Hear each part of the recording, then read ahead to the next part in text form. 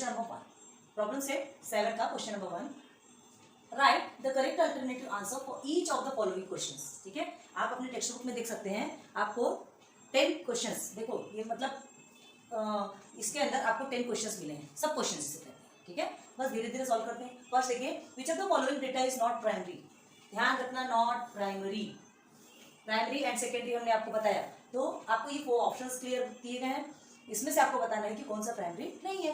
देखते हैं, by visiting primary मतलब पता है ना आपको, बता चुके हैं हमने already, primary and secondary clear करवाया। क्या होता है प्राइमरी, बता दें। प्राइमरी इन द सेंस जिसके ऐसे डेटा जिसके बारे में हम खुद से जाके सर्वे करते हैं, उसमें लॉन्ग टाइम लगता है।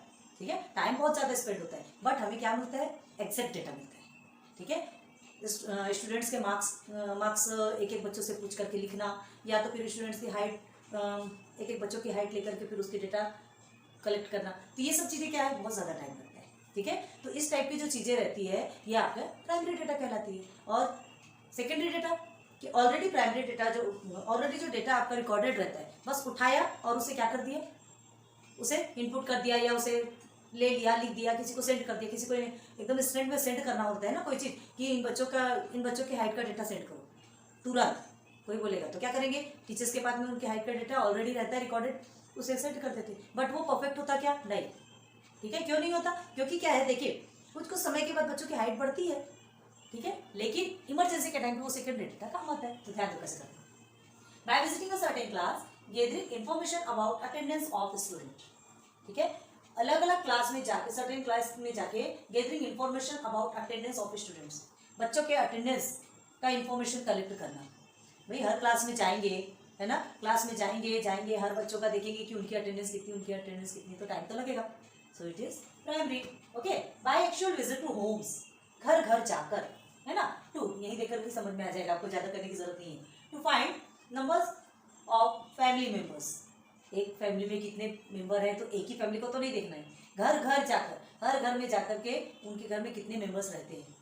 ठीक है, इवन जो न्यू बॉर्न बेबी रहता है ना, उसका भी इंफॉर्मेशन उनके पास रहता है।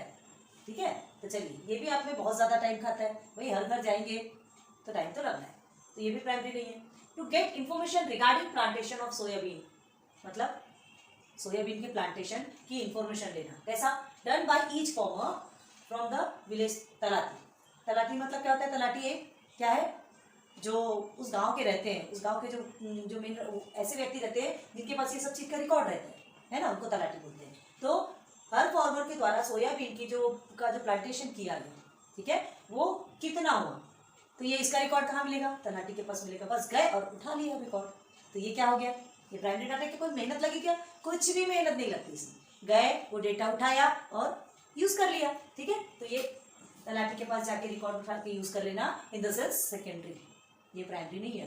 ठीक है, कोई मेहनत नहीं लगती इसमें। अब review the cleanliness status of canals by actually visiting them, मतलब एक्चुअली विजिटिंग मतलब रियल में वहां जाकर के जितने भी कैनाल्स है, ठीक है, देखो क्लीनलीनेस स्टेटस ऑफ कैनाल्स, है ना, एक गांव ले लो, उस गांव के जितने भी नहर है उन सब के बारे में क्या करना है, सर्च करना है। क्या सर्च करना है, इनकी क्लीनलीनेस के बारे में, तो भाई हर जगह जाएंगे उसकी सर्च करेंगे तो उसमें तो टाइम लगेगा, तो ये भी आपका प्राइमरी डेटा है। लेकिन आपको क्या पूछा गया, not primary, in the sense option C is correct answer.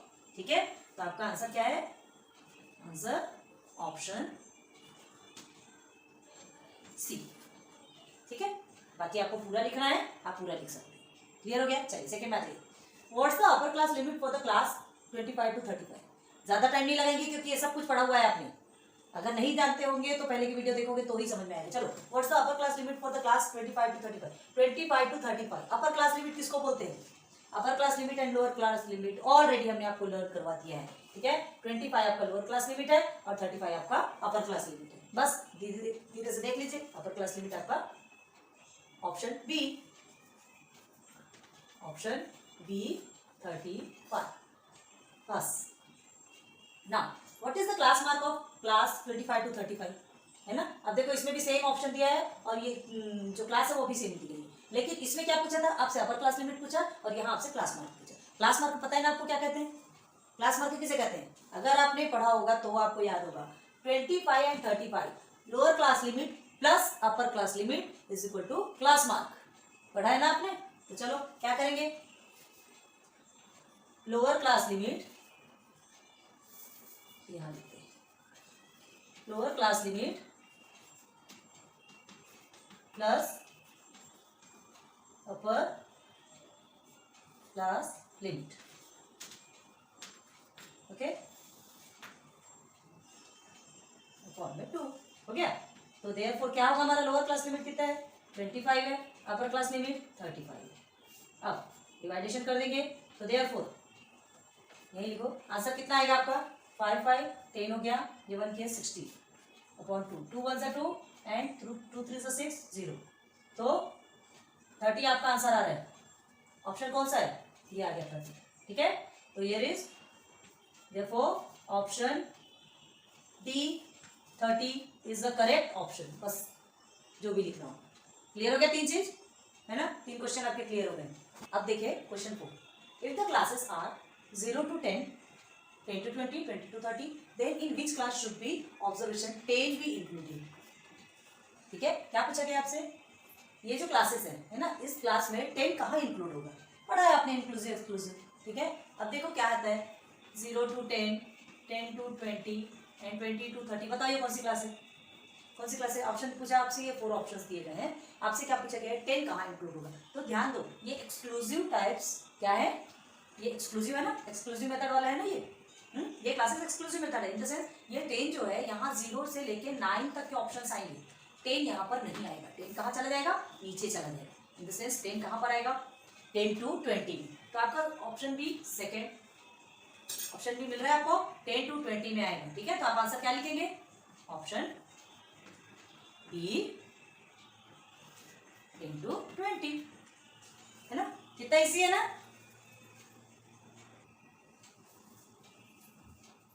आ जाइए क्वेश्चन नंबर 5। ठीक है, if x bar is the mean of x1 x2 dot dot dot dot dot dot xn। ठीक है, x bar is the mean of, x बार किसका mean है, इनका, and y is the mean of y1 y2 dot dot dot dot yn, मतलब infinity तक जा रहा है। ठीक है, कोई एंड नंबर नहीं है, एंड का मतलब समझते हैं ना, एंड का मतलब नंबर बढ़ते जा रहे हैं। ठीक है, आपको नहीं मालूम, इसकी वैल्यू हमको नहीं मालूम, लिख लेंगे। And z bar is the mean of x1 x2 dot dot dot dot xn and y1 y2 dot dot dot dot yn। अब देखो क्या करते हैं, then z bar is equal to what, आपको फाइंड करना है। देखो क्या कहा है, x बार किसका मीन है, इसका मीन है, y बार किसका मीन है, इसका मीन है, और z बार जो है ये दोनों का क्या बोल रहे हैं, mean of x1 x2 dot dot dot dot xn and y1 y2 dot dot dot dot yn। अब आपको क्या निकालना है, z बार निकालना है, और ये 4 ऑप्शंस आपके क्लियर गिवन है।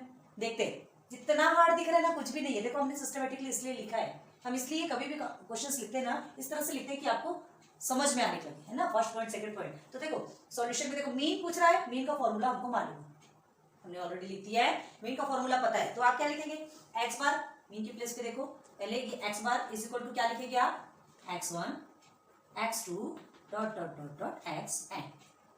क्लियर है। अब टोटल नंबर ऑफ ऑब्जर्वेशन, तो टोटल नंबर ऑफ ऑब्जर्वेशन हमको मालूम है क्या, नहीं मालूम, तो हम क्या लिखेंगे, n, नहीं मालूम ना, है ना, मतलब n, बाद में क्या नंबर है वो बात की बात है। अब देखिए y बार में आ जाइए, y बार का क्या है, y1 y2 dot dot dot dot yn। अब अपॉन में टोटल नंबर ऑफ ऑब्जर्वेशन क्या आएगा, इसका भी n आएगा, क्योंकि ये भी इंफिनिटी तक जाता है। ठीक है, इंफिनिटी तक जा रहा है, हमको खुद को नंबर नहीं मालूम इसका, ये वैल्यू बाद में निकलेगी, x बार हो गया y बार हो गया। अब हमको उसका फाइंड नहीं करना, हमको z bar is equal to find करना है। z बार क्या है, तो अभी देखो ये 2 चीज तो आपको मिल गई। ठीक है, 2 चीज आपको मिल गई, अब हमको देखना है z बार। देयरफॉर हियर लिख लो यहाँ पे, है ना, here x bar is equal to this, y bar is equal to this. Therefore z bar is equal to x1 x2 dot dot dot dot xn, okay, plus y1 y2 dot dot dot dot yn। Upon में क्या होगा, n plus n, दोनों में भी n है, दोनों में भी n है, तो दोनों का n क्या हो जाएगा, कॉमन हो जाएगा, तो n प्लस n क्या होगा 2n। हम यहीं पर डायरेक्ट कर रहे हैं, आपको प्लस करके हमने समझाया, ठीक है, कि नहीं तो आपको हम डायरेक्ट 2n लिखते थे तो आपको समझ नहीं आता था कि 2n कैसा है। आप एक स्टेप बढ़ा सकते हैं, बढ़ा लीजिए, कोई प्रॉब्लम नहीं है। ठीक है, ये हो गया 2n। z बार का आपका, z बार का हमारा ये वैल्यू अभी निकला। अब देखो यहाँ क्या करना है, ये आपका 2n आया, ठीक है। अब हमें क्या करना है, x बार और n बार। देखो 2n कहाँ से आया ये तो आपको बता दिए, ठीक है। n प्लस n आपका 2n होगा, क्योंकि इसका भी n हमको मिला है और इसका भी n हमको मिला है, क्लियर है। अब चलो हमने ये x हमारा n तक है, y भी हमारा n तक है, तो कैसे लिखेंगे, यहाँ लिखते, चलिए यहाँ लिखते हैं, आपको जल्दी देखिए z bar is equal to, हम इसे n x बार, ठीक है, प्लस n y बार लिख सकते हैं, क्योंकि n टाइम है, n टाइम्स कर दिए नंबर है, x बार है और n टाइम्स y बार है। अब इसी में ये n टाइम्स में ही आपका 1 2 3 4 5 सब कुछ आ गया ना, सब कुछ आ गया। तो अब क्या करेंगे, मतलब देखो इतना लॉन्ग प्रोसीजर था आपका, कितना इजीली हमने सॉल्व कर लिया। देखने में ऐसा हेक्टिक लग रहा है कि कितना बड़ा राक्षस हमारे सामने आ गया, लेकिन ये राक्षस अब देवगण में चेंज हो रहे हैं, ठीक है। चलो तो एन एक्स बार और एन वाई बार हो गया और अपॉन में हमारा 2n ऑलरेडी है, ठीक है। अब देखो यहां पर क्या होगा, कुछ चीजें सेम है, क्या सेम है, n, दोनों में n कॉमन है, हमने n को निकाल लिया, ये सब बहुत इजीली कर सकते हैं पता आप। चलिए ये 2n अब हो गया n और n कट गया, z bar is equal to x bar plus y bar upon में 2, बस यही आपका आंसर है ना। z बार का वैल्यू हमको फाइंड करना था, वही तो आ गया, मिल गया z बार का वैल्यू, कितना इजी। अब देख लो ऑप्शन में कहीं है क्या, ये देखिए first option, it's too easy, ठीक है। सॉल्व करो,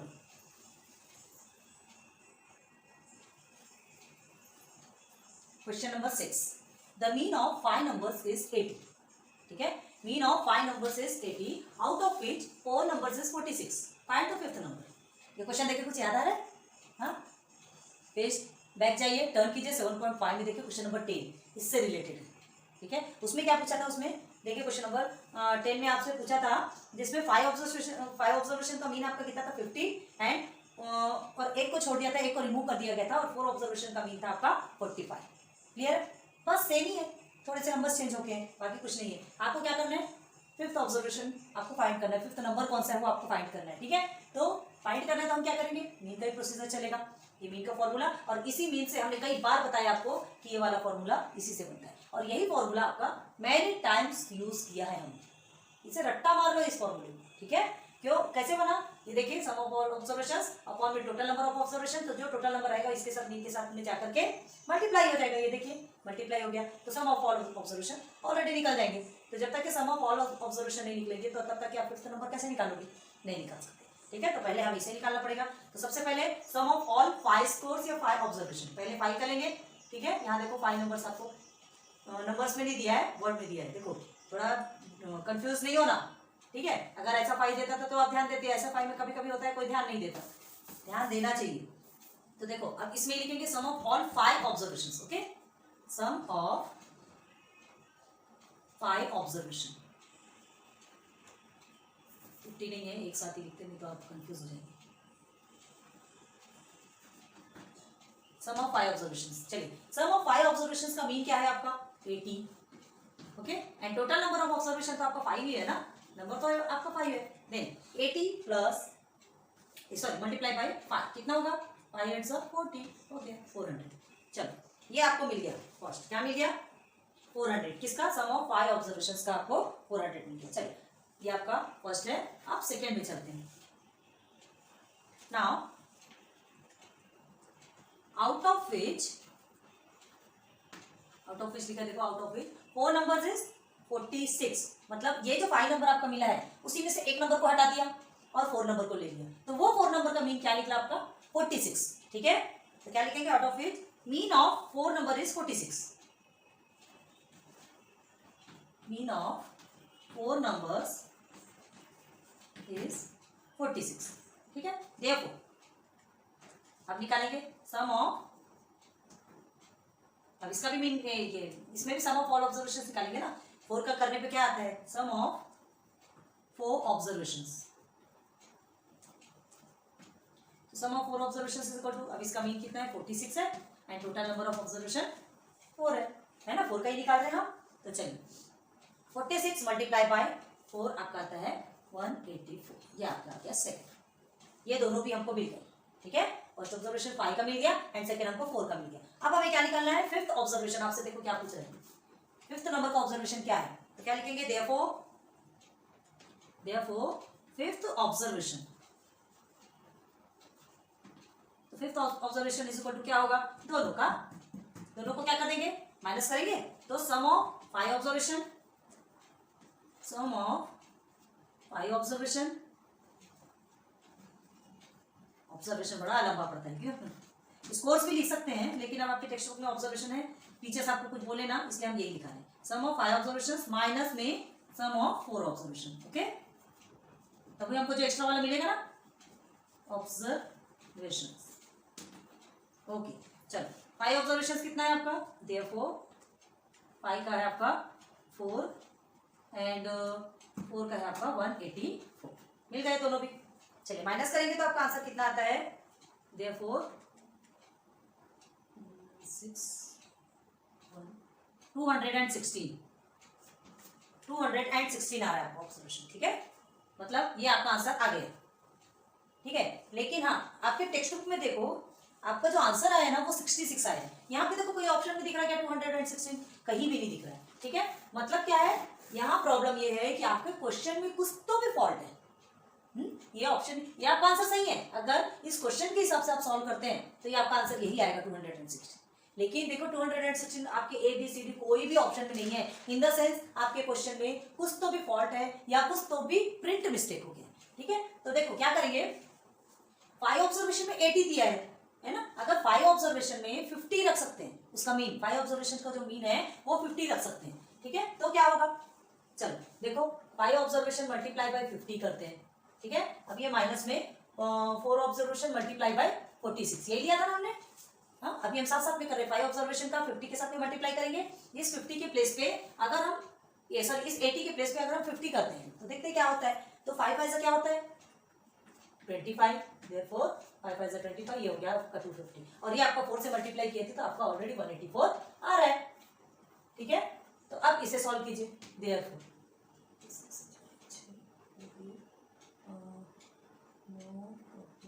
6 और ये हो गया काट, देखो आगे आपका 66, देखो आगे 66, ऑप्शन डी आपका आंसर आ गया। लेकिन क्या किया हमने उसके लिए, हमें इस 5 में का जो मीन है 80 के प्लेस पे हमने 50 लिया। क्लियर है, आपका ये आंसर सही है। अगर टेक्स्ट बुक का जो रियल क्वेश्चन है उसके बेस पे देखोगे तो आपका आंसर 216 सही है, लेकिन आपके टेक्स्ट बुक में 66 दिया है, मतलब यहाँ पे प्रिंट मिस्टेक हुआ, ये 80 नहीं है 50 होगा। क्लियर है, आप एक बार टीचर से कॉन्टेक्ट कीजिए और क्लियर करवा लीजिए, क्योंकि क्या है आप टेक्स्ट देने जाएंगे, हो सकता है इस टाइप का क्वेश्चन आ जाए, और ये क्वेश्चन होने के बाद अगर यहाँ पर ही आपका आंसर टेक्स्ट बुक के बेस पे नहीं आएगा तो वो रॉन्ग हो जाएगा। इस क्वेश्चन के हिसाब से ये आंसर सही है, और अगर ये नंबर्स चेंज करते हैं तो आपका टेक्स्ट बुक का क्वेश्चन का नंबर है। ओके, क्लियर हो गया। आ गया क्वेश्चन नंबर 7। ठीक है, तो देखिए क्वेश्चन नंबर 7 में क्या है, mean of 100 observations in is 40। ठीक है, मतलब मीन का फॉर्मूला लगना है। ठीक है, 100 ऑब्जर्वेशन का जो मीन है आपको ऑलरेडी 40 गिवन है। The 9th observation is 30। 100 observation में से जो 9th प्लेस का जो ऑब्जर्वेशन था वो क्या था 30। इफ दिस रिप्लेस बाय 70, अगर वो जो 9th नंबर का, ये समझ लीजिए 100 है। ठीक है, ये 9th नंबर का क्या ऑब्जर्वेशन आपका 30 है। ठीक है, इस रिप्लेस बाय 70, मतलब उसे 70 से रिप्लेस कर दिया गया, इन द सेंस 30 को हटा के 70 लिख दिया गया। ठीक है, keeping all other observation same, बाकी के ऑब्जर्वेशन कैसे रहेंगे, सेम रहेंगे। बाकी जितने भी टोटल 100 ऑब्जर्वेशन है वो सब सेम रहेंगे, सिर्फ 9th नंबर का जो ऑब्जर्वेशन है जिसमें 30 था वो उसको 30 को हटा दिया गया और 70 को रिप्लेस किया। क्लियर है, फाइंड द न्यू मीन, तो फिर आपको न्यू मीन फाइंड करना है। तो देखो जब अगर 30 को रख करके आप मीन निकालेंगे, 30 को रख करके आप निकालेंगे तो उसका सम अलग होगा, और 30 हटाने के बाद 70 को से निकालेंगे तो आपका मीन तो चेंज हो जाएगा ना। अभी क्या दिया आपका मीन 100 का ऑलरेडी आपको 40 गिवन है, लेकिन कब गिवन है, जबकि उसमें 30 ऑलरेडी था, 9th नंबर 30 था, लेकिन 30 को हटाने के बाद क्या होता है 70 को उसमें डाल दिया जाता है। 30 हटा देते हैं, 30 नंबर अच्छा नहीं है 70 डाल देते हैं, या तो फिर हो सकता है मिस्टेक। तो इस टाइप का क्वेश्चन आपने एक सॉल्व किया, क्वेश्चन नंबर 7 टर्न कीजिए पेज और देखिए क्वेश्चन नंबर 7 में क्या दिया था, उसमें बस मतलब कि थोड़ा सा फॉर्म चेंज कर दिया गया था, उसमें 19 को 91 बाय मिस्टेक लिखा गया था। याद करो, पढ़ाया हमने। ठीक है, तो क्या किया गया, पहले 19 लिखा था तो उसका मीन अलग था, बाद में 91 लिख करके फिर उसका न्यू मीन निकाला गया। ठीक है, तो चलो यही क्वेश्चन है, आप अच्छे से 7.5 में जाइए। 7.5 का क्वेश्चन नंबर 7 देखिए, आपको समझ में आ जाएगा, एकदम एक्जैक्ट है जो हमने लिखाया है सिस्टमेटिक, बस उसकी जगह आपको वैल्यू बस चेंज करते जाना है। ठीक है, तो देखो क्या होता है, इसको सॉल्यूशन देखते हैं।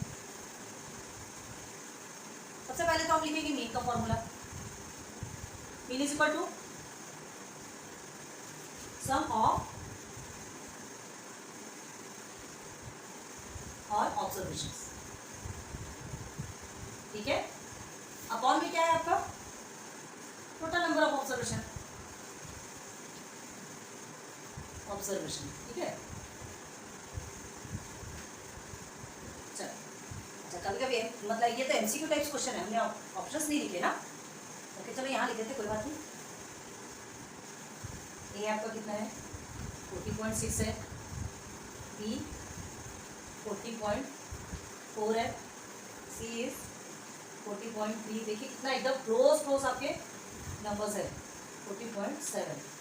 कितना डिस्टर्ब होता है देखो, ठीक है। देखते हैं, चलो अब हमको क्या निकालना है, मीन ऑफ 100 ऑब्जर्वेशन इज, तो हमको सम ऑफ ऑल ऑब्जर्वेशन निकालना है, ठीक है। तो लिखेंगे देयरफॉर मीन आपका कितना है यहाँ पे 100 है, ठीक है। अब देखो ये कहाँ चला जाएगा पता है, ये वाला फॉर्मूला हमने बताया आपको, ये वाला फॉर्मूला बताए थे हम क्या पहले डायरेक्ट लिख लीजिए। ये देखिए आपको मीन है, ये टोटल नंबर ऑफ ऑब्जर्वेशन आपका कितना है, total number of observation is 40, देख लो यहाँ पर, ठीक है। तो 40 के साथ में क्या कर देंगे, मल्टीप्लाई कर देंगे, multiply by 40 is equal to sum of all observation. ये बता चुके हैं, बार बार बताने की जरूरत नहीं, सम ऑफ ऑल, तो ऑल मतलब 100 ऑब्जर्वेशन का ही सम निकालना है ना, observation,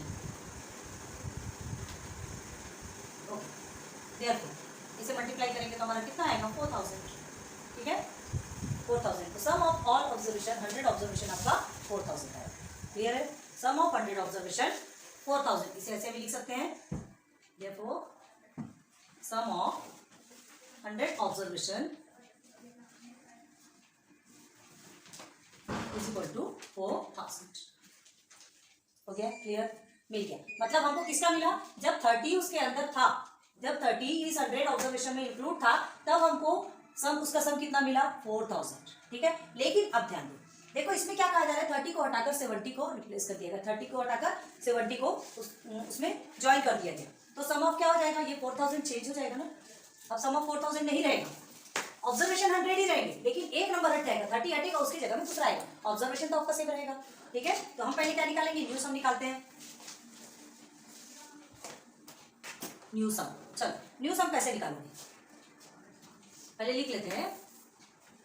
now 30 will be replaced, लिख लेंगे तो आपके लिए भी अच्छा रहेगा ना, समझ आना चाहिए कैसे आया, रिप्लेस्ड बाय 70, 30 को हटाकर 70 को लगा देंगे, देयरफॉर अब देखो new sum is equal to, तो न्यू सम क्या बनेगा आपका, क्या बनेगा, देखो आपको पुराना सम क्या है 4000 है, ठीक है। उसमें 30 को निकाल दिया, मतलब माइनस 70 को ज्वाइन कर दिया, प्लस, बस हो गया आपका न्यू सम निकलता है। ये दोनों भी प्लस वाले को क्या करेंगे आप, प्लस कर लीजिए, तो 4070 हो गया, माइनस 30 इज इक्वल टू 4040 आ गया। तो क्या निकला आपका, न्यू सम निकल गया, ठीक है। हमारा न्यू सम कितना निकल गया 4040। अब हमको क्या पूछा है, find the new mean, new mean पूछा आपसे, न्यू सम नहीं पूछा।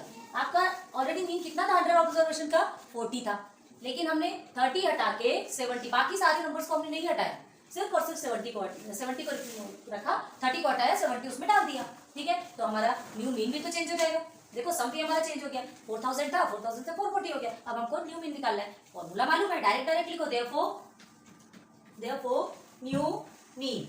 चलो न्यू मीन मतलब क्या है, सम ऑफ 100 ऑब्जर्वेशन, तो अभी सम ऑफ 100 ऑब्जर्वेशन हमारा कितना आया 440, ओके 440। अपॉन में क्या आएगा, ऑब्जर्वेशन तो आपका 100 ही है ना, 100 ही है, तो हम 100 ही लिखेंगे। फर्स्ट ये दोनों कट कर दीजिए, इज इक्वल टू, इसे आप डिवाइड कीजिए तो आपका 40.4 ये आपका आंसर है, करके देखिए समझ। नाउ क्वेश्चन नंबर 8, ठीक है। आपका जो 1 का ही जो सब क्वेश्चन चल रहा है वही है, ठीक है। What is the mode of this numbers 19 19 50 20 25 12 15 20 and 15। क्या मगजमारी बच्चों जैसे क्वेश्चन है, अब मोड हमको मालूम है तो हम आसानी से निकाल सकते हैं। मोड किसको बोलते हैं, किसको बोलते हैं, मैक्सिमम नंबर्स ऑफ टाइम्स, ठीक है। जो सबसे ज्यादा आपका आता है वही आपका मोड कहलाता है, ठीक है। तो देखो क्या राइमिंग मोड बनी, ओके ना। आपके ये 4 ऑप्शन दिए गए 15 20 19 एंड 25, ठीक है। तो सबसे पहले मोड निकाल निकालने के लिए हम क्या करते हैं, मोड निकालने के लिए सबसे पहले जो गिवन डेटा रहता है उसको असेंडिंग ऑर्डर में, ठीक है। चलो आपको एमसीक्यू टाइप रहेगा, डायरेक्ट रहेगा तो आप तुरंत स्पीडली कर लेंगे, हम आपको सिस्टमेटिक समझाते हैं, ठीक है। अरेंज या रीअरेंज को भी लिखो, data in ascending order, ascending order, okay. तो असेंडिंग ऑर्डर में लिखेंगे तो क्या होगा, सबसे छोटा नंबर कौन सा है, सबसे छोटा नंबर है 15, कितने टाइम आया 1 2 3 टाइम्स आया, ठीक है। 15 15 50, उसके बाद फिर कौन सा नंबर है 16 17 18 19, 19 आपका 2 टाइम्स है, ओके, ठीक है। अब उसके बाद फिर है 20 20, 2 टाइम्स 20, उसके बाद फिर 25 है ना, ओके, ये हो गया आपका असेंडिंग ऑर्डर। बस मिल गया आपको मोड। हियर कैसे लिखते हैं, here the observation repeated, observation repeated maximum numbers of times, maximum numbers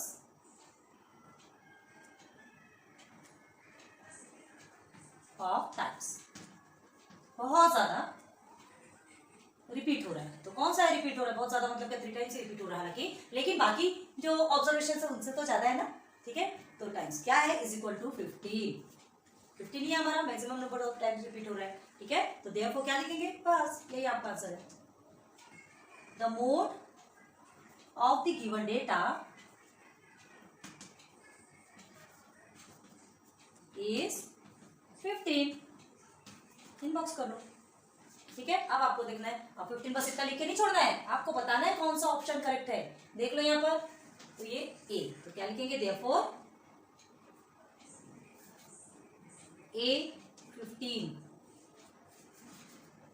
is a correct option, ठीक है। आप लिख लीजिए, आ रही बात क्लियर समझ में, इसको ज्यादा बताने की जरूरत नहीं। इधर आ जाइए, what is the median of 7 10 7 5 9 10। अब मीडियन कैसे निकालते हैं, मीडियन मतलब सेंटर का नंबर, ठीक है। ऑड नंबर है तो ऑलरेडी आपका एकदम इजीली निकल जाएगा, लेकिन इवन नंबर है तो हमें क्या करना पड़ता है, सेंटर के 2 को प्लस करना पड़ता है और 2 के साथ डिवाइड करते हैं। चलो यहाँ देखते हैं, सबसे पहले तो असेंडिंग ऑर्डर, मीडियन और मोड के लिए आपको कंपल्सरी आपको असेंडिंग ऑर्डर में लेना है, ओके। चलो what is the median of these numbers 1 2 3 4 5 6, देखो यहाँ पे 6 नंबर है, हमने अभी आपको बताया, अभी क्या इसके पहले भी कई बार बता चुके हैं, ठीक है। आपका इवन नंबर है मतलब आपको सेंटर के 2 नंबर लेंगे। चलो आगे देखते हैं, arrange data, arrange data in ascending order, ascending order. आप डिसेंडिंग भी कर सकते हैं, आपकी मर्जी है, बड़े से छोटा भी ले सकते हैं, बीच का तो जो है वो तो आएगा, वही चाहने वाले ना, चाहे इधर से करो चाहे उधर से करो, ठीक है। हमने डेटा को क्या करना है, असेंडिंग ऑर्डर में लेना है। चलो सबसे छोटा नंबर कौन सा है यहाँ पे 5, ठीक है, इज इक्वल टू 5, फिर आपका 7 7 2 टाइम्स आया है, ठीक है। 7 के बाद फिर 8, ये 9, ठीक है, देन 2 टाइम्स 10 10 एंड 10, 1 2 3 4 5 6, काउंट कर लीजिएगा, कभी भी काउंट कर लीजिए, कि नहीं तो कभी कभी धोखे से छूट जाती है चीजें, ओके। चलो अब हमें क्या देखना है, यहाँ क्या लिखेंगे, 6 नंबर्स है, टोटल नंबर कितने हैं, टोटल ऑब्जर्वेशन कितने हैं 6 है, तो ठीक है। तो क्या लिखेंगे, हियर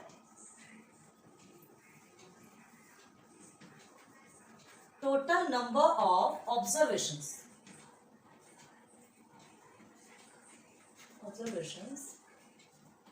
इज 6, ठीक है। 6 लिख लो और इसमें लिख लो इवन, ब्रैकेट में क्या लिखेंगे, इवन, ठीक है। देयरफॉर थर्ड एंड फोर्थ, देखो 1 2 3 4, 3 4 है ना, ये थर्ड है ये फोर्थ है ना। तो थर्ड एंड फोर्थ ऑब्जर्वेशन क्या होगा,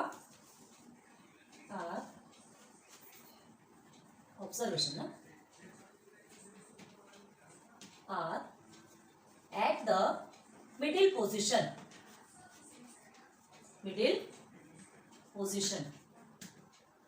ठीक है, of the given data, of the given data, which is बता दीजिए क्या है, 7 and 9, ठीक है। 7 and 9 आपके दोनों भी मिल गए आपको, दो भी चीजें मिल गई, तो देयरफॉर क्या लिखेंगे, मीडियन निकालना है ना आपको, ध्यान रखो मीडियन निकालना है। तो मीडियन निकालने के लिए क्या करते हैं, median is equal to 7 + 9/2 is equal to 16/2 is equal to 8। Therefore median is equal to 8। ठीक है, देयरफॉर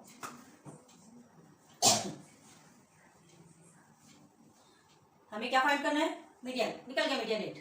ठीक है, लेकिन बस इतना लिख के छोड़ना है क्या, नहीं, हमें लिखना है ऑप्शन सी, है ना। तो देयरफॉर मीडियन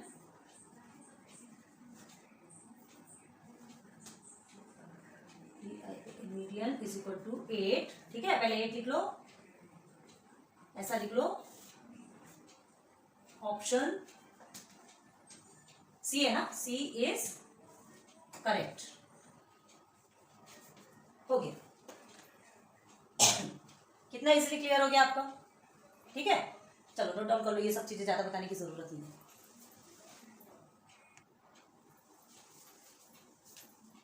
क्वेश्चन नंबर 10। ठीक है, from following table what is the cumulative frequency of less than type for the class 30 to 40।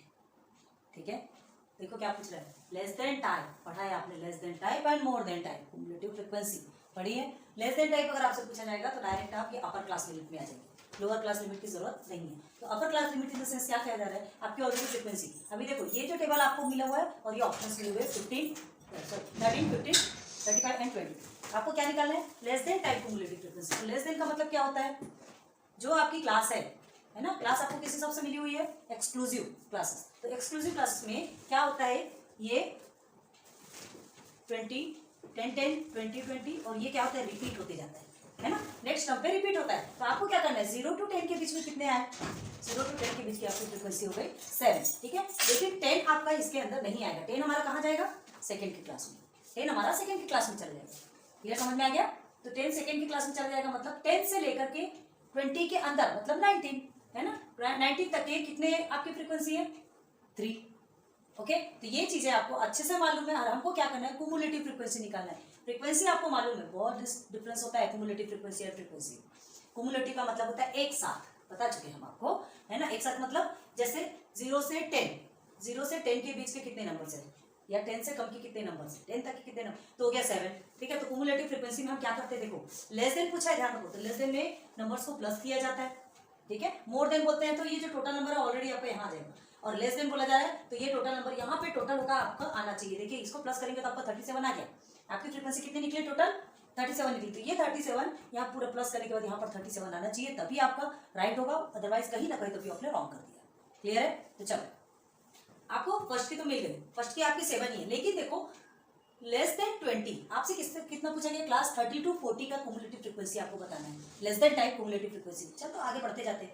अब हमें क्या करना है, ये 7 10 to 20 के बीच, मतलब या इसे छोड़ दीजिए, 20 से कम, 20 से कम कितने नंबर्स है, 20 से कम नंबर्स मतलब कितने, 3 तो है ही, ये 7 नंबर भी तो 20 से कम है, 10 से कम है मतलब 20 से कम में होगा ना, है ना। तो ये 7 को तो हम लिख देंगे क्योंकि ये 7 कम है, प्लस में 3 करेंगे, ये जो 3 है उसे भी लिखेंगे क्योंकि ये दोनों भी 20 से कम होंगे। चलिए इज इक्वल टू भी क्या आ गया आपका 10 हो गया। अब आइए नीचे की क्लास में 20 to 30। ठीक है, तो 20 to 30 के क्लास में हमको सिर्फ अपर क्लास लिमिट देखना, अपर class limit in the sense 30 से कम कितने नंबर्स है, तो 30 से कम तो ये पूरे भी नंबर्स होंगे ना, है ना, ये 20 से कम, ये 10 से कम, जो भी है 30 से तो कम है ना, ये पूरे 30 नंबर है। ठीक है, तो ये 30 से जितने भी कम नंबर है तो ये पूरे भी कम है, पूरे भी कम है, तो ये पूरे का देखो 30 से कम पूरे भी नंबर्स है, तो हमको कुछ नंबर्स तो मिल गए, ये 10 नंबर्स तो हमको मिल गया 30 से कम, और 30 से कम 20 to 30 के बीच में जो नंबर है वो भी हमको मिला है, तो इसे भी प्लस करेंगे। ओके, आंसर क्या आएगा आपका 22। क्लियर है। अब आ जाइए नीचे की क्लास में, 40 से कम कितने नंबर है, 40 से कम ये पूरे भी नंबर 40 से कम है, 1 से लेकर के आप 50 तक नंबर लिखो या 40 तक नंबर लिखो, तो 40 से कम बाकी पूरे नंबर है, 1 से लेके 39 तक के पूरे नंबर 40 से कम है। ठीक है, तो चलो कुछ नंबर हमको ऑलरेडी मिले हुए हैं जो कि 40 से कम है 22। अब और कुछ नंबर जो 30 से 40 के बीच में, मतलब 40 से कम तो है ना, लेकिन 30 से ज्यादा है। ठीक है, चलो अब इसे क्या करेंगे, 22 + 13 आप करेंगे तो कितना मिलेगा, ये हो गया आपका 5, ये हो गया 35। ठीक है, 35 आ गया। अब 50 50 से कम कितने नंबर है? तो 50 से कम तो सारे नंबर है, ठीक है। 35 तो हमें मिल चुके हैं, और बाकी जो 2 नंबर यहाँ पर है उसे भी कर लेंगे। आगे आपका 37, देख लो आपको टोटल इक्वल आया कि नहीं। आगे लेकिन हमसे क्या पूछा, दुनिया भर की मगजमारी कर ली, हमको जो पूछा गया उसमें ध्यान नहीं दे रहे।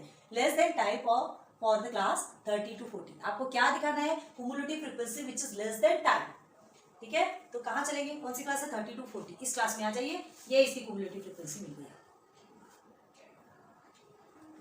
मिल गई। क्या है इसकी क्युमुलेटिव फ्रीक्वेंसी, 35। ऑप्शन देखो ABCD में, ये देखिए C इज योर ऑप्शन, ठीक है। तो आप क्या लिखेंगे, answer C, 35 is correct option, sorry 37 is correct. एक मिनट, टोटल 37 किया ना, सॉरी हाँ 35। हम किसको देख रहे हैं, हमको जो चाहिए वो हमारा 35 है, हमने टोटल को बताया। Okay 35 is your correct option, क्योंकि आपको 30 से 40 की क्लास पूछे ना, हम ये टोटल को देख रहे थे। 35 हमारा करेक्ट ऑप्शन है, answer C, option C। Clear है, क्लियर हो गया। चलो जल्दी से नोट डाउन कर लो।